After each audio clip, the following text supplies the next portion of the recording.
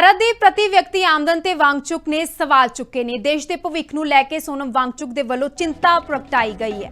ਮੌਜੂਦਾ ਹਾਲਾਤ ਰਹੇ ਤਾਂ ਫਿਰ 2047 ਤੱਕ ਭਾਰਤ ਵਿਕਸਿਤ ਦੇਸ਼ ਨਹੀਂ ਬਣੇਗਾ।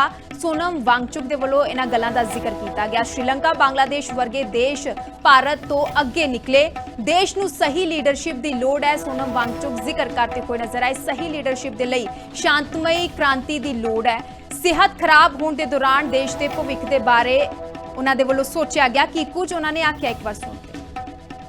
अगस्त आ रहा है और मुझे आपसे मदद चाहिए। साथियों, पिछले दिनों मैं जरा बीमार रहा और बिस्तर पर बैठा सोचता रहा अपने देश के बारे में, देश के भविष्य के बारे में, और जितना सोचता उतना ही निराश होता रहा।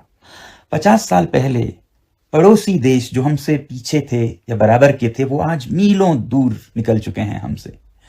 बड़े देशों की बात न करें, थाईलैंड, मलेशिया, इंडोनेशिया, यहाँ तक कि श्रीलंका और बांग्लादेश भी हमसे आगे हैं अगर प्रति व्यक्ति आय पर कैपिटा जीडीपी की बात करें तो। और अगर ऐसा ही चलता रहा तो 2047 में हम विकसित देश नहीं बल्कि दुनिया के बाजार में मुंह दिखाने लायक भी नहीं रहेंगे। आप लोगों को मैं बधाई देना चाहता हूं एक तरफ कि आप लोगों ने परिवर्तन चाहा, बदलाव चाहा, पिछले 2 महीनों में आंदोलन किए और बदलाव आया भी। शिक्षा मंत्री ने इस्तीफा दिया, मगर जो अगले शिक्षा मंत्री आए उनसे भी कोई चमत्कार होता नहीं दिखता। और जब तक शिक्षा पिछड़ी रहेगी, देश का भविष्य भी पिछड़ा ही रहेगा। ਭਾਰਤ ਦੀ ਪ੍ਰਤੀ ਵਿਅਕਤੀ ਆਮਦਨ ਤੇ ਵਾਂਗਚੁਕ ਨੇ ਸਵਾਲ ਚੁੱਕੇ ਨੇ। ਦੇਸ਼ ਦੇ ਭਵਿੱਖ ਨੂੰ ਲੈ ਕੇ ਸੋਨਮ ਵਾਂਗਚੁਕ ਦੇ ਵੱਲੋਂ ਚਿੰਤਾ ਪ੍ਰਗਟਾਈ ਗਈ ਹੈ। ਮੌਜੂਦਾ ਹਾਲਾਤ ਰਹੇ ਤਾਂ ਫਿਰ 2047 ਤੱਕ ਭਾਰਤ ਵਿਕਸਿਤ ਦੇਸ਼ ਨਹੀਂ ਬਣੇਗਾ। ਸੋਨਮ ਵਾਂਗਚੁਕ ਦੇ ਵੱਲੋਂ ਇਹਨਾਂ ਗੱਲਾਂ ਦਾ ਜ਼ਿਕਰ ਕੀਤਾ ਗਿਆ। ਸ਼੍ਰੀਲੰਕਾ ਬਾਂਗਲਾदेश ਵਰਗੇ ਦੇਸ਼ ਭਾਰਤ ਤੋਂ ਅੱਗੇ ਨਿਕਲੇ। ਦੇਸ਼ ਨੂੰ ਸਹੀ ਲੀਡਰਸ਼ਿਪ ਦੀ ਲੋੜ ਹੈ। ਸੋਨਮ ਵਾਂਗਚੁਕ ਜ਼ਿਕਰ ਕਰਦੇ ਹੋਏ ਨਜ਼ਰ ਆਏ। ਸਹੀ ਲੀਡਰਸ਼ਿਪ ਦੇ ਲਈ ਸ਼ਾਂਤਮਈ ਕ੍ਰਾਂਤੀ ਦੀ ਲੋੜ ਹੈ। सेहत खराब होने के दौरान देश के भविख के बारे उन्होंने वालों सोचा गया कि कुछ उन्होंने आख्या। एक बार सुनते। अगस्त आ रहा है और मुझे आपसे मदद चाहिए।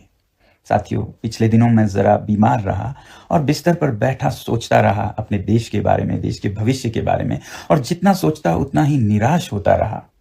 50 साल पहले पड़ोसी देश जो हमसे पीछे थे या बराबर के थे, वो आज मीलों दूर निकल चुके हैं हमसे।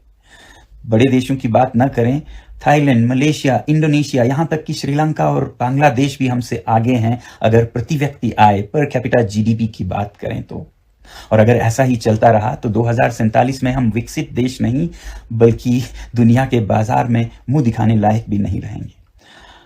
आप लोगों को मैं बधाई देना चाहता हूं एक तरफ कि आप लोगों ने परिवर्तन चाहा, बदलाव चाहा, पिछले 2 महीनों में आंदोलन किए और बदलाव आया भी।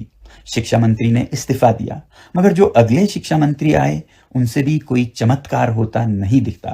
और जब तक शिक्षा पिछड़ी रहेगी, देश का भविष्य भी पिछड़ा ही रहेगा।